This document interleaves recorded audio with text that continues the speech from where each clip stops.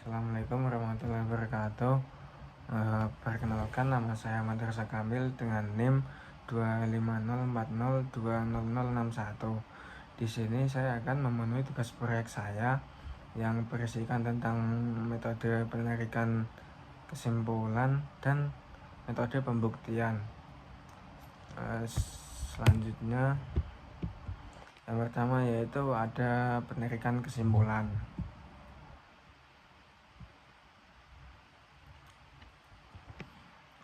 Di sini ada beberapa aturan penyimpulan. Yang pertama adalah modus ponens, yaitu ketika ada satu premis berbentuk P maka Q dan premis kedua yaitu P, maka dari kedua premis itu akan menghasilkan Q. Bisa ditarik kesimpulan dari dua premis itu akan menghasilkan Q. Yang kedua ada modus tollens dengan premis pertama jika P maka Q dan premis kedua berbentuk negasi Q, maka bisa ditarik kesimpulan dari kedua premis itu yaitu negasi P.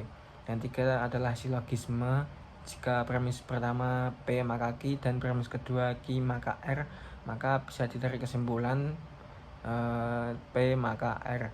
Yang keempat yaitu ada destruktif silogisme yang berbentuk premis pertama yaitu P atau Q dan premis kedua negasi P, maka bisa ditarik kesimpulan dari kedua premis itu yaitu Q. Yang kelima ada konstruktif dilema dengan premis pertama jika P maka Q dan R maka S, dan premis kedua yaitu P atau R, maka bisa ditarik kesimpulan yaitu Q atau S. Yang keenam ada destruktif dilema dengan premis pertama jika P maka Q dan R maka S, dan premis kedua berbentuk negasi Q atau negasi S, maka bisa ditarik kesimpulan dari dua premis tersebut yaitu negasi P atau negasi R. Yang ketujuh adalah simplifikasi, yang itu dengan hanya satu premis jika satu premis P dan Q, maka bisa disimpulkan menjadi P dengan cara menghilangkan Q-nya asal dengan syarat yaitu premis tersebut berbentuk dan ke-8 ada adisi add premis pertama yaitu P, maka bisa ditarik kesimpulan dari premis itu yaitu P atau Q dengan sesuai namanya adisi, yaitu menambahkan. Yang ke-9 ada konjungsi dengan premis pertama P dan Q, premis pertama P dan premis kedua berbentuk Q, maka bisa ditarik kesimpulan yaitu P dan Q. Langsung lanjut saja ke contoh soal penarikan kesimpulan, yaitu jika saya belajar maka saya mendapat nilai baik, jika saya tidak belajar maka dapat bersenang-senang. Oleh karena itu saya akan mendapat nilai baik atau saya akan bersenang-senang. Misalkan bersenang-senang adalah B dan N adalah nilai baik dan S yaitu bersenang-senang. Yang untuk B tadi adalah belajar. Selanjutnya jawabannya yaitu jika diketahui jika saya belajar maka saya akan mendapat nilai baik, dan jika saya tidak belajar maka saya akan bersenang-senang. Ditanyakan oleh karena itu saya akan mendapat nilai baik atau saya akan bersenang-senang, maka bisa dijawab misalkan pernyataan yang diketahui dibuat menjadi suatu premis, yaitu maka akan berbentuk premis pertama jika saya belajar maka saya akan mendapat nilai baik, jika dibuat suatu premis akan menghasilkan B maka N, dan premis kedua jika saya tidak belajar maka saya akan bersenang-senang, maka akan menghasilkan negasi B maka S. Dari pernyataan di atas bisa dibuat kesimpulan dengan kesimpulan yang ditanyakan dengan dibuat premis dari kesimpulan yang ditanyakan, yaitu oleh karena itu saya akan mendapat nilai baik atau saya akan bersenang-senang, maka bisa dibuat suatu premis yaitu N atau S.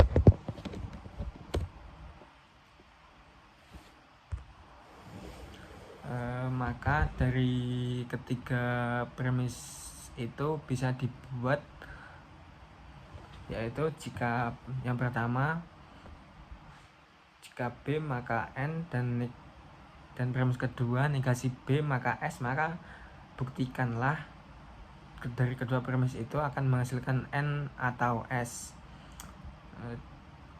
Selanjutnya bisa ditarik bisa dibuat premis yang ketiga, yaitu B atau negasi B.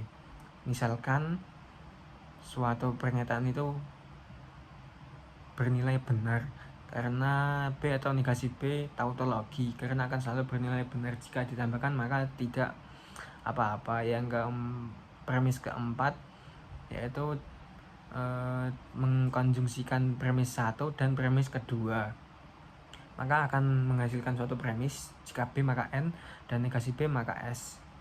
Yang kelima yaitu dengan melihat premis keempat dan ketiga dengan menggunakan sifat konstruktif dilema, maka akan menghasilkan N atau S, yaitu bisa ditarik kesimpulan akan menghasilkan saya mendapat nilai baik atau bersenang-senang, maka terbukti bahwa itu premis dari kedua premis tersebut bisa digunakan menarik kesimpulan, jika saya mendapat nilai baik maka saya akan bersenang-senang. Yang kedua selanjutnya yaitu metode pembuktian. Metode pembuktian kali ini saya akan menggunakan kontraposisi. Kontraposisi adalah salah satu metode pembuktian tidak langsung. Kontraposisi memanfaatkan prinsip logika matematika, yaitu jika P maka Q, maka akan ekuivalen dengan negasi Q maka negasi P. Artinya untuk membuktikan pernyataan P akan menghasilkan pernyataan Q itu benar, maka buktikan pernyataan bukan Q maka menghasilkan bukan P. Langsung lanjut saja ke contoh soal. Buktikan dengan kontraposisi bahwa jika N kuadrat adalah bilangan genap, maka N juga bilangan genap. Langsung saja ke pembuktian, langkah-langkah pembuktian dengan kontraposisi. Dengan pernyataan asli, jika N kuadrat genap, maka N genap. Bisa dibuat kesimpulan bahwa P itu N genap dan Q sama dengan N kuadrat genap. Untuk membuktikannya dengan kontraposisi, kita buktikan pernyataan yang ekuivalen, yaitu jika N tidak genap alias ganjil, maka N kuadrat tidak genap alias ganjil. Dengan berbentuk kontraposisi, yaitu negasi Q maka negasi P. Mohon maaf itu ada salah penulisan, dan maka bisa dibuktikan misalkan N ganjil maka dapat ditulis N sama dengan 2K plus 1 untuk suatu bilangan bulat K. Hitung N kuadrat yaitu sama dengan 2K plus 1 kuadrat sama dengan 4K kuadrat plus 4K plus 1. Bisa disederhanakan 2 dikali 2K kuadrat plus 2K plus 1, karena N kuadrat sama dengan 2M plus 1 dengan bentuk ganjil, maka N kuadrat ganjil. Jadi jika N ganjil maka N kuadrat ganjil. Maka secara kontraposisi terbukti bahwa jika N kuadrat genap maka N sama dengan genap. Itu saja contoh-contoh pembuktian dan penarikan kesimpulan. Terima kasih.